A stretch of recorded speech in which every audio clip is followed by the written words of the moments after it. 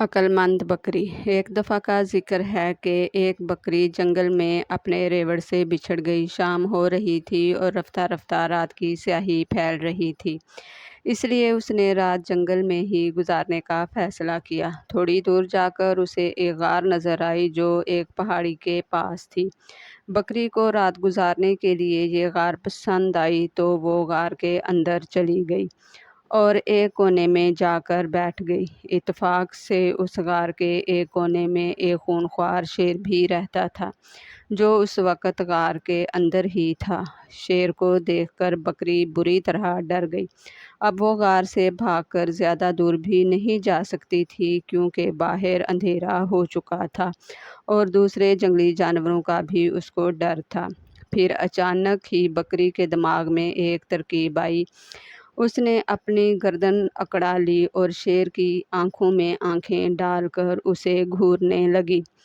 शेर ने ये सब देखा तो उसे अपनी आंखों पर यकीन ना आया। आज तक किसी जानवर को गार में आने की हिम्मत ना हुई थी। शेर ने गरज कर कहा, तुम कौन हो और मेरे गार में क्यों आई हो?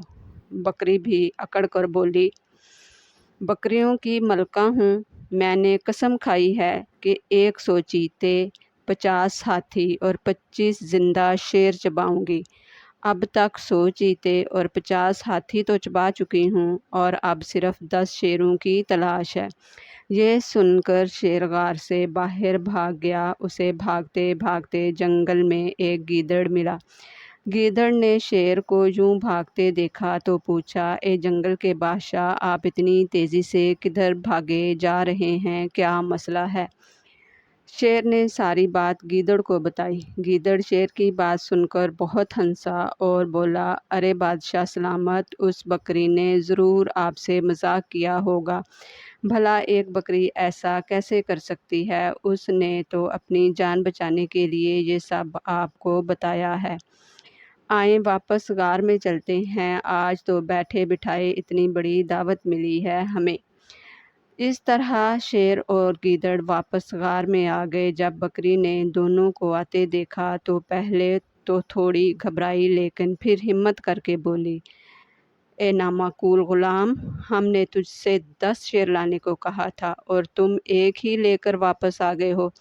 शेर ने जब ये सुना तो एक ही वार में गीदड़ को 2 टुकड़े कर दिए और वहाँ से भाग गया।